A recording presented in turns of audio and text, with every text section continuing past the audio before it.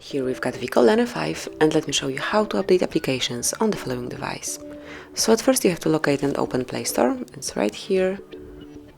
Then click on the More icon, select My Apps and Games, and here you can come along with all applications that can be updated. And now you can either update one particular application, for example Facebook Lite, by tapping on Update right here. And as you can see now, you can observe the progress. So at first the latest version will be downloaded and then installed. And that's it. If you will scroll down, you will see that it has been updated. But also you can update all applications at once by tapping on Update All.